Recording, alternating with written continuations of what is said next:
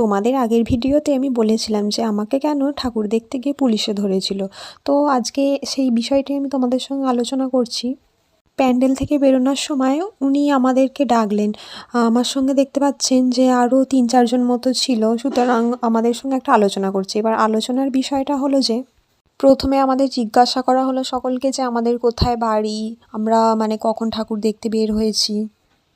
তারপর এই কথাগুলো বলার পর ওনারা জানালেন যে আমাদেরকে যদি কোনো ছেলে কিংবা অন্য কোনো মানুষ ডিস্টার্ব করে থাকে, প্রত্যেক দিনের জীবনযাপনে ব্যাঘাত ঘটাচ্ছে, তাহলে আমরা ওনাদেরকে ফোন করে জানাতে পারি। আমার মনে হলো এইটা ওনাদের একটা সার্ভে ছিল, মানে এটাই হয়তো ওনাদের একটা ডেলি টাস্ক ছিল যাকে বলা হয়। কারণ একজন দেখলাম ভিডিও করছিল, এটা দেখেই মনে হলো। তারপর শেষে ওনারা জানালেন যে তোমাদের ভয় পাওয়ার মতো কিচ্ছু নেই। ব্যাস এইটুখানি বলি আমাদের ছেড়ে দিয়েছিল।